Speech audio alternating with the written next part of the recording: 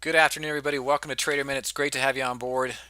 And Carl here with the top three today. Man, I just couldn't find hardly anything out there in the market. There's some that are really close, and some that have some nice signals but aren't any type of a bull or a vibe or a trend rider type of exits. And I can show you some of those. I found some pretty good looking signals. All right, we'll talk a little bit about those and let you know what I'm seeing with them. Okay, so the first one, the S&P, we're down about 3 right now. The top three, and this is St. Jude's. This is a nice little bull vibe. You got an uptrending stock, you got uptrending indicators,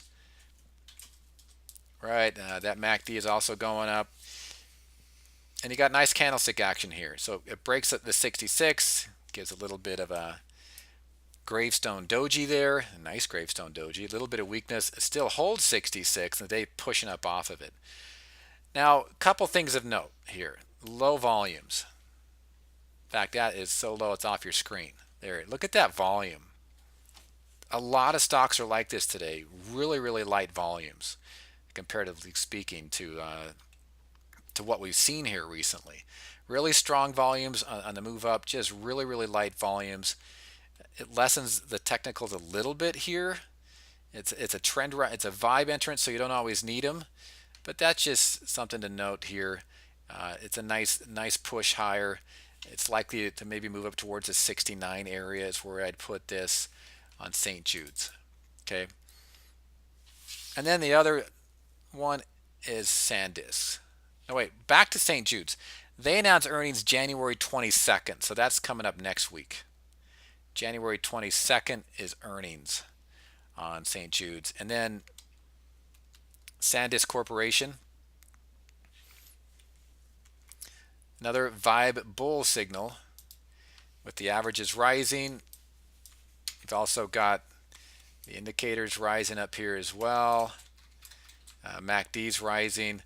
Volumes, there they go, the volumes again. Light volumes. Let's go that out just a hair. You can see those light volumes once again. And that's pretty predominant today to see these light volumes like that. And really the market is fairly flat. Just down slightly. Light volumes, there's not much selling. It's just the buyers are taking a day off. Okay. So nice push higher here. I'd like this to close towards the highs. It's not a bad looking setup right here. The odds are still saying it's likely to break go and run higher. If you hold off a day, it might gap and run. It might give you another entrance tomorrow where it kind of does the same thing as today. But this is a very bullish setup, and this is a very similar to it's a variation of a three methods rising pattern, right? You got a big Marubozu, very big Marubozu here. Gets way above the 7, consolidates back to it, and then look what it's done. Held the 7 on Tuesday. Actually held it on Monday, came to it, held it on Monday. Tuesday drops below it, pushes back above it. Wednesday, kind of a spinning top there. And today's getting some bullish follow through off of that. A nice looking setup. Probably set to run towards the $75 area. This and a stop could be at 72 right there. So I just got two. Again, this happened a few times here recently. Had two yesterday. Just not a lot of really good looking signals. Let's look at some of the other ones out there. This is Williams. It's not there yet. Williams, they announced earnings mid-February, like the 19th. A strong push here. So if you look at Williams, you can see all the averages are rising. It's got light volumes today, but it's not a setup signal. What I'd like to see, you can see how the 39 levels held now for about a week since last Friday. Well, actually, since mid last week when it broke above 39, every time it's dipped below it, it's closed back above it, and it's still right there in the 7. It's setting up for a break. It is. You get a day like this come tomorrow, early next week, it's setting to run. It'd be a very nice looking setup. It's not there yet. Okay. Another one is Pepsi.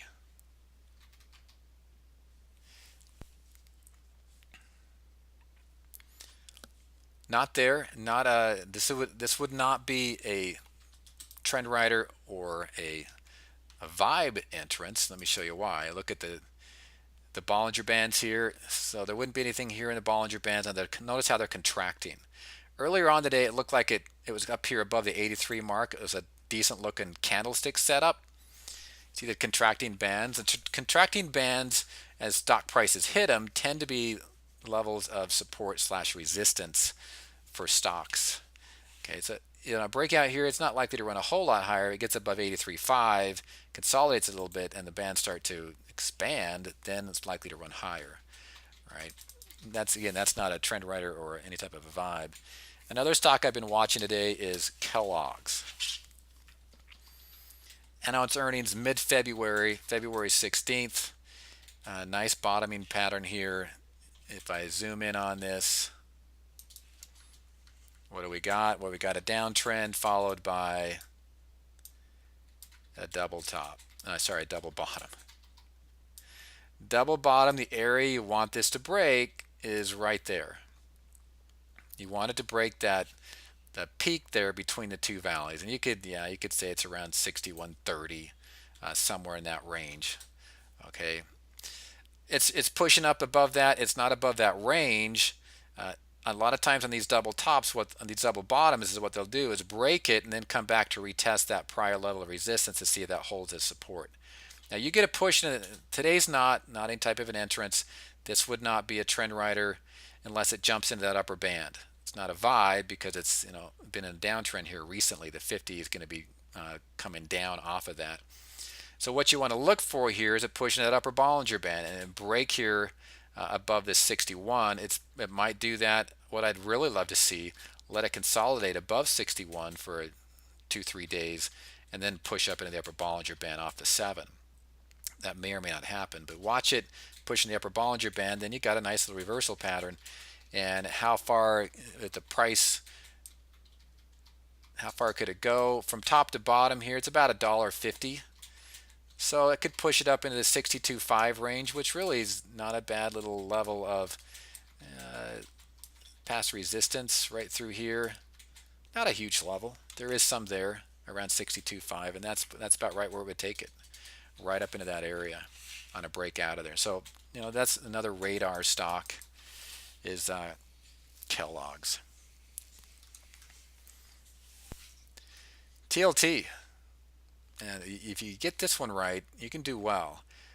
It's a long ways away from the 7, but it just had some nice kind of a little pattern right here, a candle pattern, gaps up, comes back to the 7, and this is a fairly bullish move, and it would have been an aggressive trade here on a TLT, but playing that little candle right here.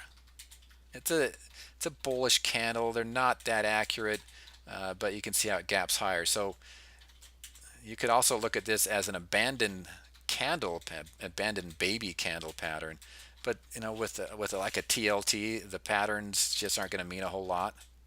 Okay, but it's a more aggressive trade, and it gaps and runs. And if you get the good signals and you get the right times for the fundamentals, this is a bond. This thing can really move on you. We've done well on that one in the past. Okay, one last stock to look at, and this is Altria Group. Let me put the vibe in here.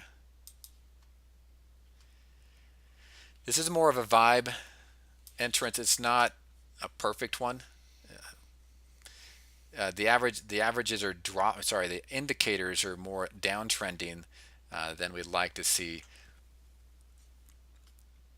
But on these type of drops like this, the indicators are most likely going to be coming down. I'd want a stronger push here above that 7. It's just barely coming above it. It's had some bullish price action here the last probably about week where it's dropped to 37. Every time it gets below it, it keeps pushing up above it.